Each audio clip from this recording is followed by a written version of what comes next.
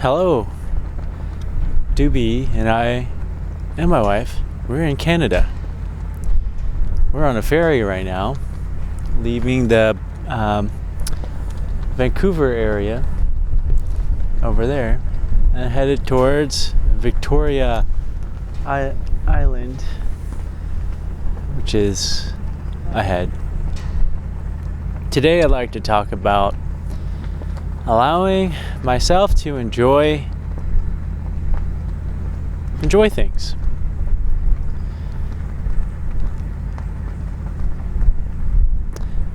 I made a lot of videos talking about the problems of civilization. It's an unsustainable thing. Civilization causes a lot of problems. But there's the other side to that story, and that civilization is pretty remarkable. The complexity, the comforts, the conveniences that it provides. I mean, here's one example. We just left this ferry dock area. You can see two other ferries there. This dock was built in the middle of the water. There's a roadway that goes pretty far from the land to get to deep enough water for the ships to come out. Also over there is a bunch of shipping containers and ships carrying shipping containers. Also looks like an oil tanker and a bunch of coal, it looks like. You can also see the beautiful morning clouds. Gorgeous. The sun is somewhere in that direction.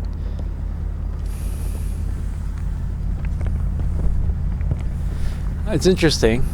Here you can see the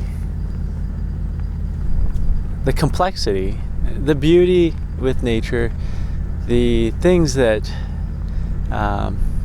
humans make.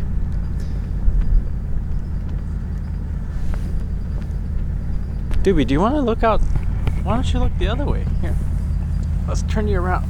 Get you looking at the ocean. There you go. I gotta switch hands now.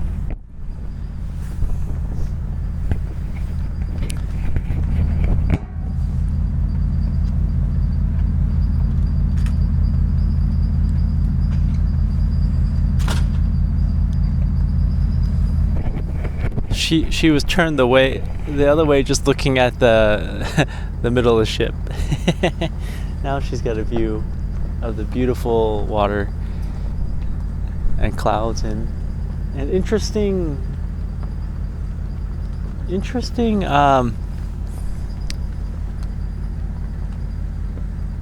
port here.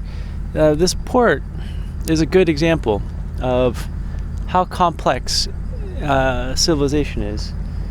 You've got this essentially an island, a man-made island, and you've got shipping containers moving things from across the ocean, from China, Vietnam, India, South Korea, Japan, Australia.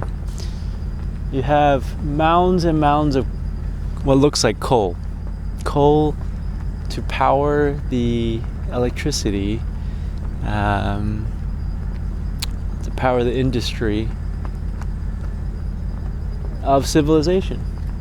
It's an island to essentially keep civilization running. That's pretty cool. Well, it has some problems too. The coal burning is warming up our climate with CO2. But I've talked about those things. What I want to talk about today is letting myself enjoy life. There is an element of self-denial. Self-denial and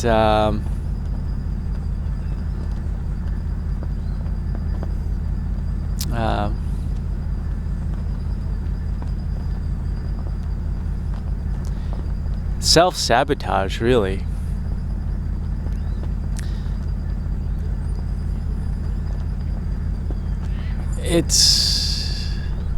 It's like, if I do something that it's fun or pleasurable or feels good, then a lot of times I will tell myself that I don't deserve that, or it's bad for me, or I can't do that for whatever reason. Where does that come from? I don't quite know where that comes from, but I'm going to explore that.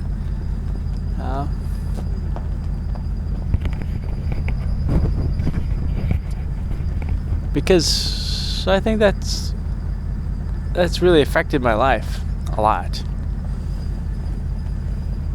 There's really cool mountains in the background. In the fog. Oh, you can see the skyscrapers of Vancouver just to the left of that industrial island over there. This doggy is kind of tired. We woke up really early.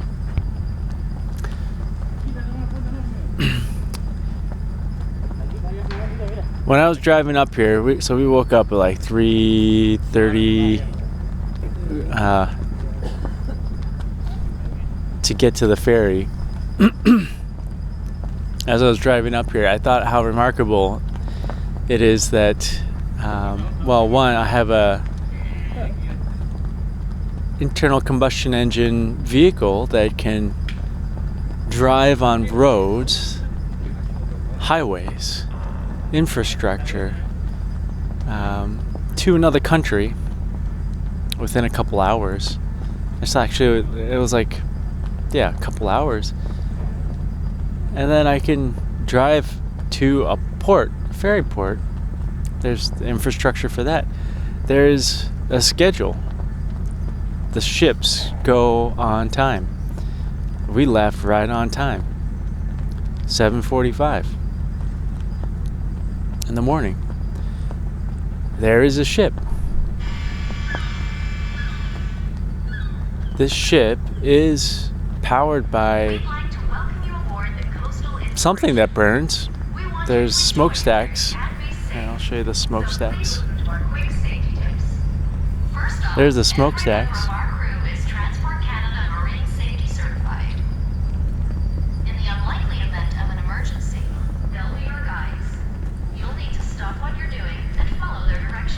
Here's something that's interesting while I'm talking. Check out that blue patch of clouds. I wonder what makes that patch of clouds blue, whereas the other patches are gray. Interesting. I don't know what causes that blue color. I don't know if there's like a shadow of some clouds, like a layer above this one that causes that, or what.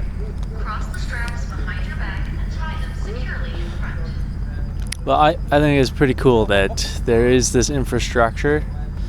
There's the energy to move around. I have the ability to go to Canada, another country. I was able to go through the border checkpoint without too much. There was no problem, really.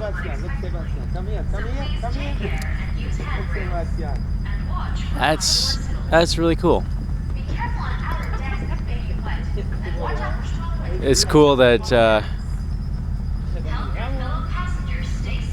I get to be with my doggy and my wife, and we get to go hang out in Victoria Island for several days. I have a peanut butter jelly sandwich, or I had a peanut butter jelly sandwich in the.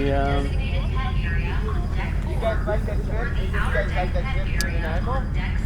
How do you like the trip to Nanaimo? I think I'm gonna move to somewhere a little quieter.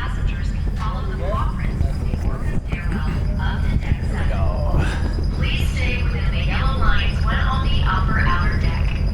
Dogs must be on a 1 meter or 3-foot leash, and cats must be in a carrier at all times. Pets are not permitted inside passenger lounges except when accessing the stairwell.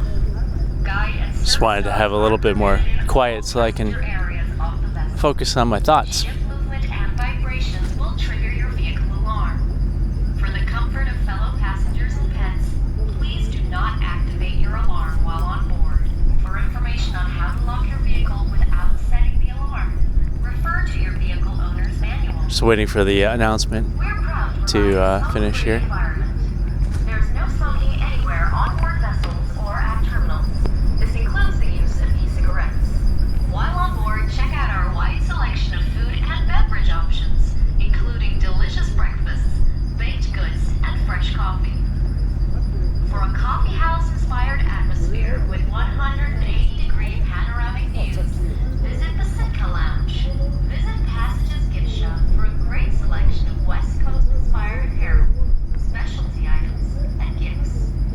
Other amenities on board include workstations, a parents' room, and children's play area. On behalf of the captain and all of our crew, please enjoy your voyage. All right. Well, that announcement was announcing that there's food here on the ship. There's food in my truck. I had a peanut butter jelly sandwich. I have another peanut butter jelly sandwich in my truck. I could get coffee. I don't drink coffee, but I could get coffee. I could get a breakfast sandwich downstairs. I could get orange juice or some other snack. I bet they have donuts. Yeah, that's some pretty cool stuff about civilization. I mean, we have tons of food. We have a lot of energy from fossil fuels that allows us to do pretty crazy things like sail across the ocean to an island, Victoria Island, without worrying about sails and wind. We're just powering right through. Oh, nice. Those gentlemen left, so we can go back. Oh, yeah.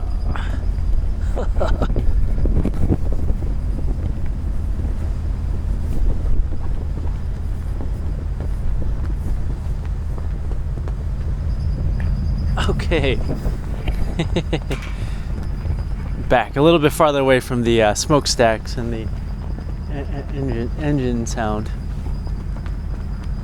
Still got that blue color patch of clouds over here next to my head. This is really pretty.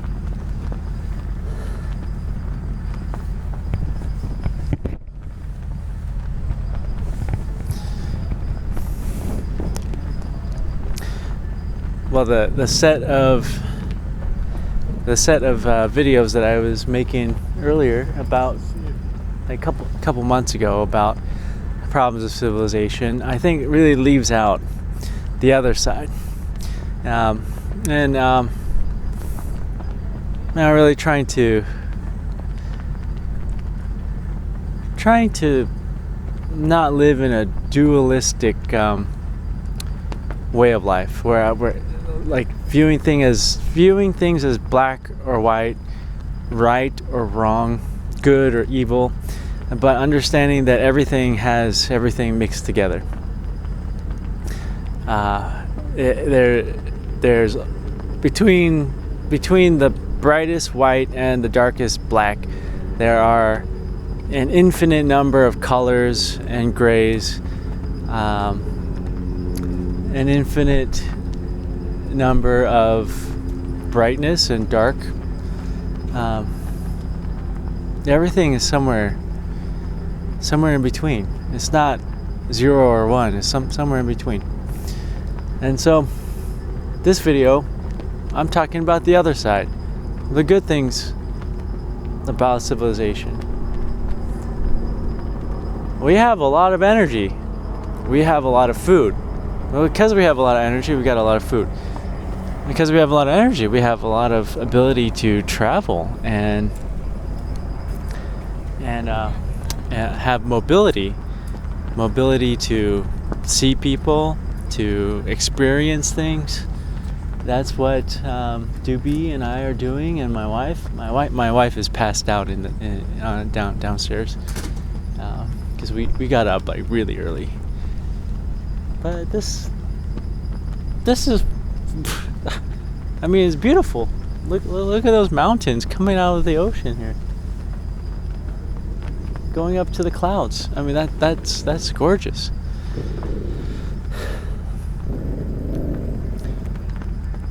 You know, I've lived up here in the. We got a doggy coming.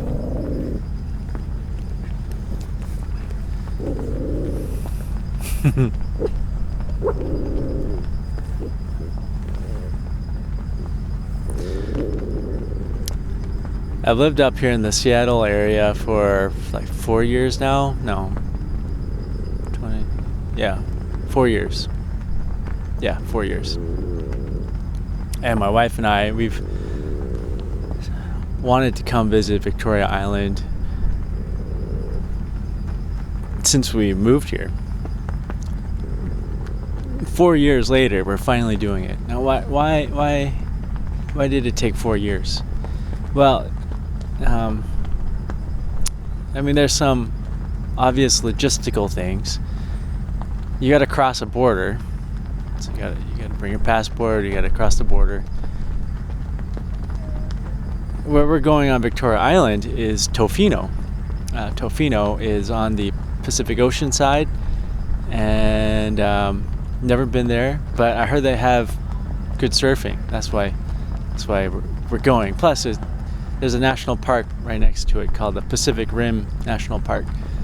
And in Canada, dogs are allowed to go to national parks, like hiking and stuff, as long as they're leashed. Whereas in the United States, dogs are not allowed dogs are not allowed on the trails in national parks in the United States. It's really sad, because otherwise Doobie and I would be like visiting all the national parks in the United States, but we can't.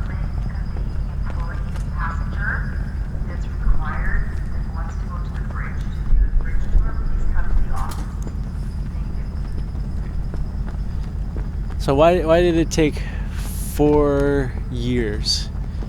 Well, part of that is beyond just the logistics of getting out here, is a level of self-denial. Tofino, it's a surf spot. I like surfing.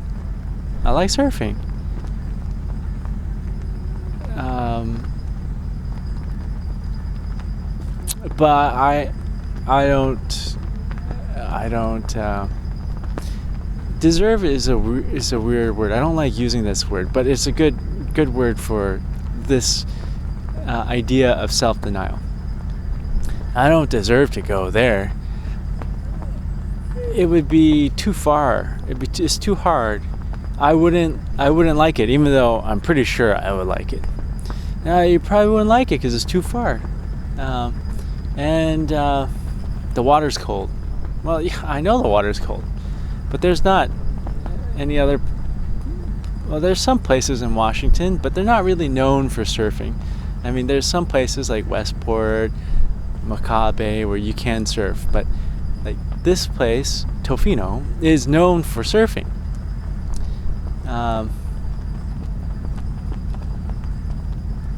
But no, Gooby, you probably wouldn't like it, and even if you did, you probably regret going because it's too far, it's too expensive, it's too much of a hassle.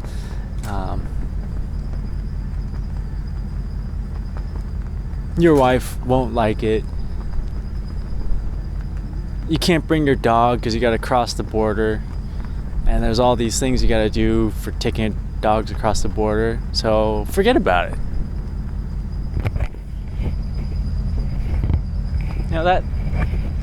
That's the mental self-denial, self-sabotage that I did.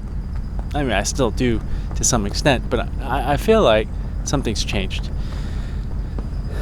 I feel like I'm letting myself enjoy life. Check out these cool clouds above me. You can see some blue sky peeking out. It's gorgeous.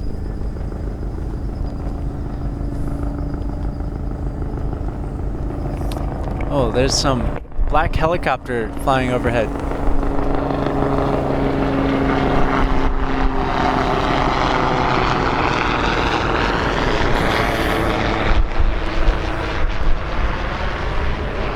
That's cool.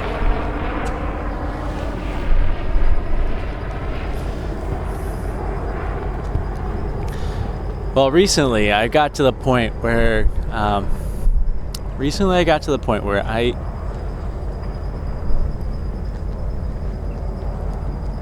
I know when this actually switched. It was starting to switch because I'll try to describe it. Over the last 2 years since I quit my neurosurgery job, and I've been really just focusing on taking care of myself, working through a lot of issues that I had.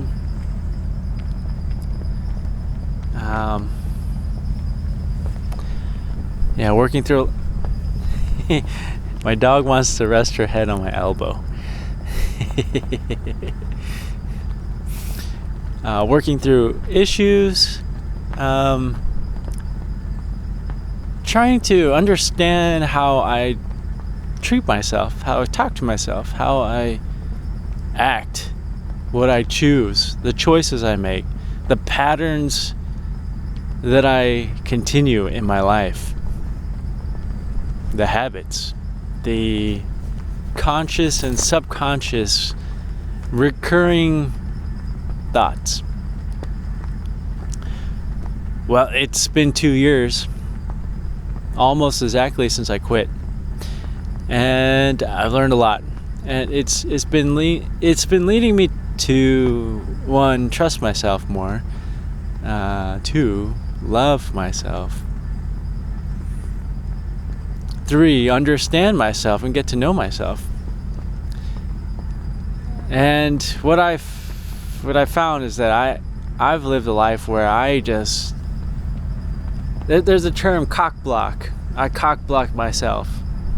Now that term is not exactly that helpful because, well, women don't have cocks. So to be more inclusive, I would say is self-sabotage.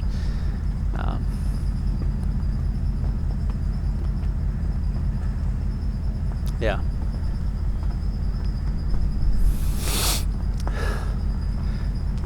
But by learning how to trust myself, learning to love myself, and understand the patterns that I've chosen in the past, and the patterns that I want to choose and am choosing, I'm understanding that I denied myself a lot of stuff. A lot. Like a lot. I'm just like, it's just incredible. I'm 41.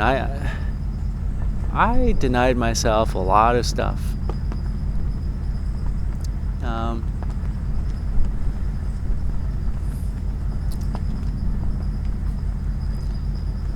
Happiness. Denied myself happiness. I just denied myself peace. I denied myself a healthy body. I denied myself love for myself. I bullied myself. But I'm not doing that anymore.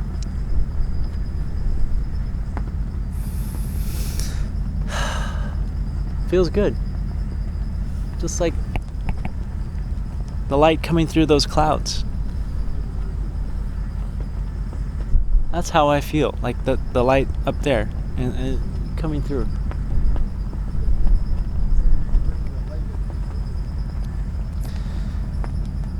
This trip is part of that.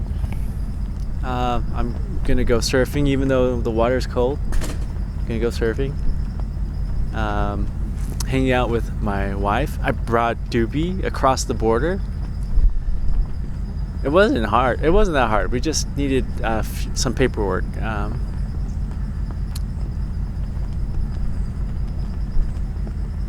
I've been okay with myself. If I sleep in, I don't wake up and say, "Gosh, what a lazy POS. Why don't you get your life together?" No, I don't say that. I'm like, wow, that was a really nice rest. I'm glad I feel rejuvenated, and I'm glad I'm alive another day. And it's a mind shift. It's a shift in perspective. It's a shift in patterns.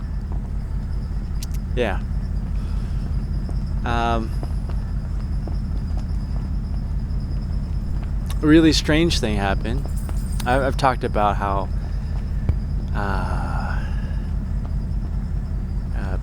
beer makes me sick. It makes me cough.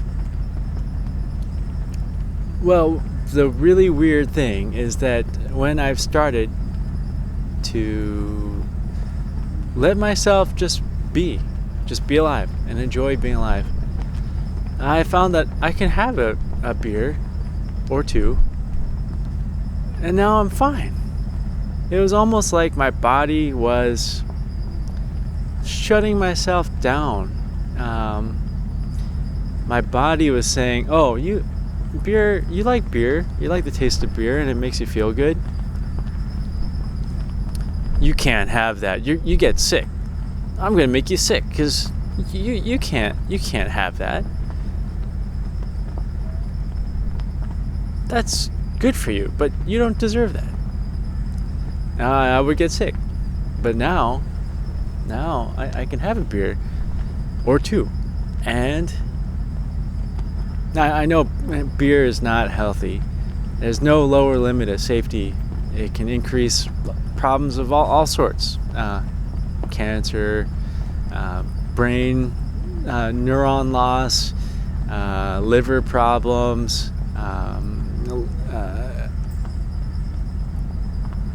worse quality of sleep. But there's good things about it. It's again the non-duality. It is a social lubricant. It can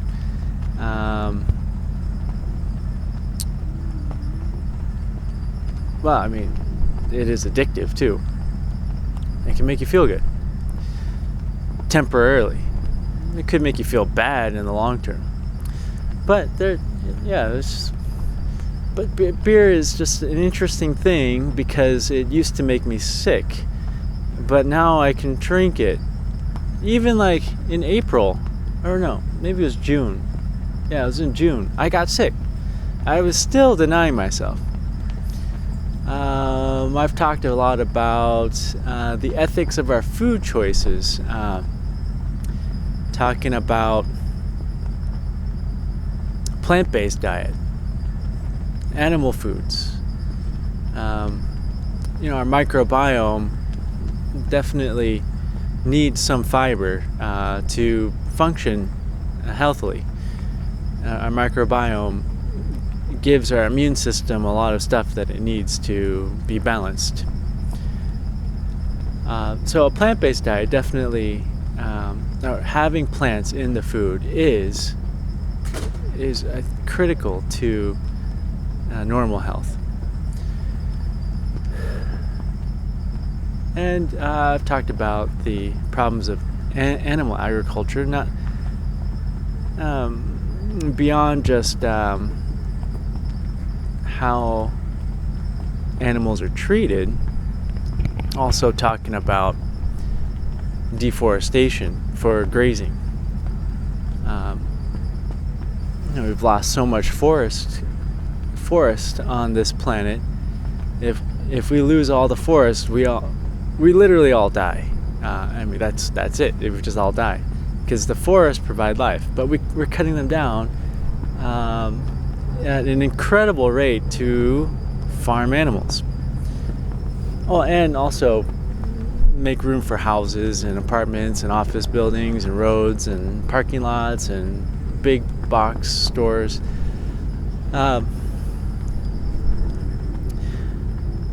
Yeah, I've talked about that.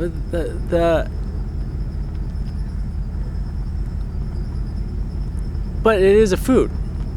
It is a food that is available, and I wasn't eating much animal foods at all.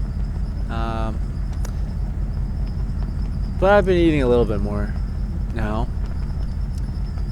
And I can tell that maybe my body is healthier on plant-based foods, but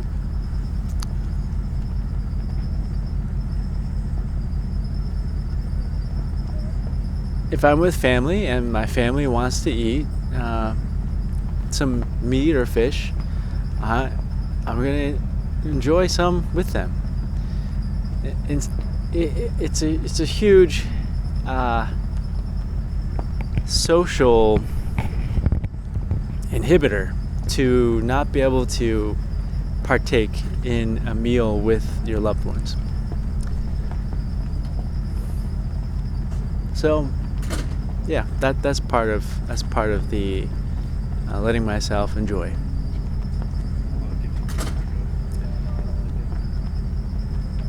And I gotta say, life is pretty damn good.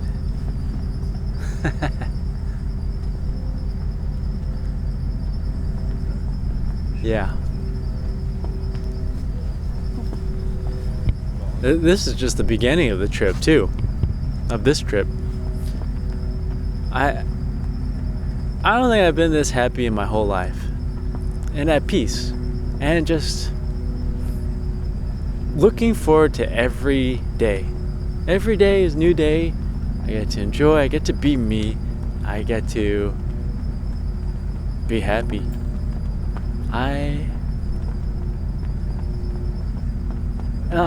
Now I keep in mind all those things I've talked about before, the unsustainability of civilization, the deforestation, all this stuff, but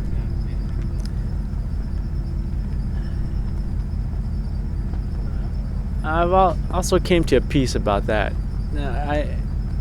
I don't think humans are actually that smart. I don't think we're that smart. If we were really smart and able to look into the future and see, oh, hey, what we're doing is probably not that good. You know, it's actually, our future's not looking very good. We should probably do something different. Now, if we were smarter like that, then we would stop these things. But we're not. We're human. We're not perfect. We have short. You okay, girl? We have short attention spans. We have short time spans of making decisions. We're not good at long-term thinking, and we would rather get the reward in the short term. And then, you want to come back? Okay. We would rather get the reward in the short term at the expense of negative consequences over the long term. Give me pleasure now, and I don't care about how much I have to suffer in the future. That's how humans think. And because of that, I just came to accept that we're not going to change this path. We're going to burn all the fossil fuels like all that coal that was on that island over there, we're going to burn all of that. And nobody's not going to burn that. I mean, there's going to be some people that say, hey, we shouldn't be burning that. But there's going to be other people that say, well, it's there. I'm going to burn it. I'm going to use it. And we're going to burn through all that fossil fuel. We're going to burn it until there's no more left. Or it'd be impossible to burn all of it because there will be some left in the ground. We're going to burn everything that we can get our hands on. That's what I mean. At some point, it's going to be too expensive to reach really deep coal or oil or gas pockets. But yeah, we're going to burn through that, or we're going to keep burning until the climate just changes drastically and our food systems get upended because you can't grow food anymore in an unstable climate, and then there's mass starvation and billions of people die. I accept that. Now I'm going to live my life now. I'm not going to stop mass starvation of billions of people because I can't. I'm one person. It's going to happen. No, I accept that. I accept my limitations. I accept also that I am alive. And I have one life. Yeah. Oh, that reminds me. What really pushed me to come to this realization was Doobie getting sick. I mean, she about 2 months ago now, she got deathly ill. She nearly died. She had an autoimmune hemolytic anemia. Immune-mediated hemolytic anemia means her immune system was chewing up her own blood cells and platelets. She nearly died.